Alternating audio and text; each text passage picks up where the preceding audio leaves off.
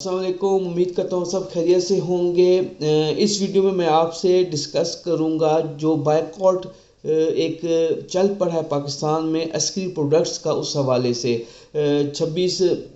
نومبر کو جب یہ واقعہ ہوا ڈی چوک کا، پھر پورے پاکستان میں غصہ پھیل گیا، پھر سٹارٹ میں فیک نیوز آنا شروع ہو گئی کہ اتنے شہید ہو گئے، جبکہ جو نمبر تھا وہ 12 تھا۔ 12 بھی بہت بڑا نمبر ہے ایک ریاست کے لیے، اس طرح ناحق خون کا۔ لیکن اس کے بعد پھر یہ ہوا کہ جو لوگوں نے اپنا غصہ نکالنے کے لیے ایک ٹرینڈ چلایا کہ جو عسکری پروڈکٹس ہیں، آپ کو پتہ ہے پاکستان کی جو آرمی ہے وہ سرحدوں کا تو دفاع کر ہی رہی ہے، لیکن ساتھ ساتھ پاکستان کی جو آرمی ہے وہ بہت بڑا بزنس بھی کرتی ہے۔ ان میں جو سب سے مین جو ان کا آئیڈینٹی ہے وہ ہے فوجی فاؤنڈیشن۔ پھر فوجی فاؤنڈیشن کے نیچے FFBL ہے، فوجی فرٹیلائزر ہے FFC، پھر FFL ہے فوجی فوڈز لمیٹڈ کے نام سے، فوجی سیریلز ہے، عسکری بینک ہے، DH پراپرٹی کا ایک بہت بڑا برانڈ ہے ان کا۔ تو وہ بزنس میں بھی پاکستان کی جو آرمی ہے وہ نمبر 1 ہے، جس طرح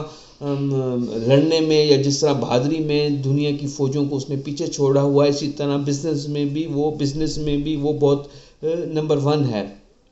تو لیکن اس ثانیے کے بعد جو لوگوں نے ایک ٹرینڈ چلایا، چیزوں کا بائیکاٹ کرنا شروع کیا، تو اس کا افیکٹ آنا شروع ہو گیا۔ جی ہاں، میں آپ کو بتا رہا ہوں کیونکہ میں نے فوجی فوڈز میں، جس میں نورپور دودھ اور نورپور ان کا مکھن آتا ہے، چیز آتا ہے، ڈیری کمپنی ہے فوجی فوڈز FFL جسے کہتے ہیں، اس میں کام کیا ہوا ہے 2-3 سال پہلے۔ تو وہاں پہ میرے لنکس تھے، تو میں نے وہاں پہ جو سیلز کے بندے تھے ان سے پتہ کیا، تو وہ واقعی پچھلے 6-7 دنوں کے اندر اچھا خاصا 40-50% وہ کہہ رہا تھا کہ جو بزنس ہے ہمارا گر گیا ہے، ہماری جو سیل تھی، جو سیل کو بوسٹ اپ ملا تھا۔ دیکھیں، اگر خالی دودھ کی بات یا ڈیری کی پروڈکٹس کی بات کریں تو پاکستان میں جو سب سے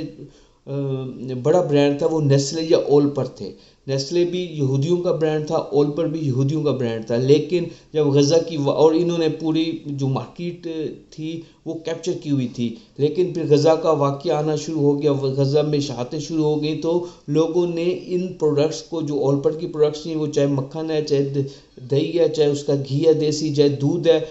اور نیسلے کی جو پروڈکٹس ہیں ان کا بائیکاٹ شروع کر دیا تھا۔ اور لوگ پھر فوجی فوڈز کی جو پروڈکٹس تھیں، جس میں نورپور مکھن ہے، نورپور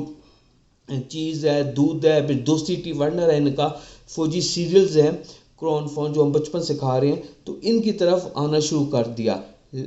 اور جس سے فوجی فوڈز کی جو سیلز ہے وہ بوسٹ اپ ہو گئی، ڈبل ٹرپل ہو گئی۔ لیکن جو ڈی چوک کا واقعہ ہوا اس کے بعد ان کی جو سیل ہے، خالی میں دودھ ڈیری کی جو سیل ہے، وہ جہاں پہ وہ 9 لاکھ لیٹر پر ڈے بیچ رہے تھے، وہ 4 سے 4.5 لاکھ لیٹر پر ڈے پر آ گئے ہیں۔ تو ایک بہت بڑا دھچکا لگنا شروع ہو گیا ہے اس کو۔ پھر اسی طرح عسکری بینک کے حوالے سے میں نے کچھ معلومات لیں تو اس میں پتہ چلا کہ لوگوں نے ریئل میں،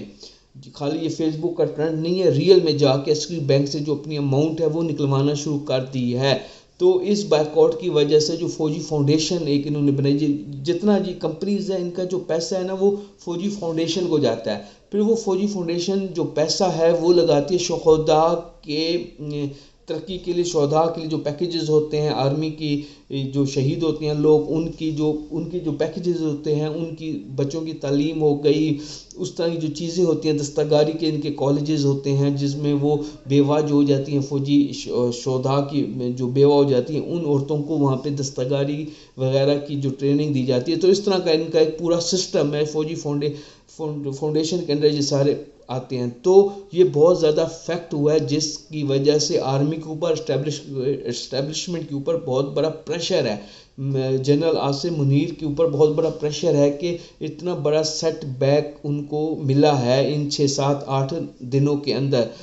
تو میں ذاتی طور پہ اگر پرسنلی مجھ سے پوچھا جائے تو میں اس چیز کی مخالفت ہی کروں گا۔ میں نہیں چاہوں گا کہ آپ لوگ یہاں پر جو پاکستانی پروڈکٹس ہیں، دیکھیں جو فوجی فوڈز کی یا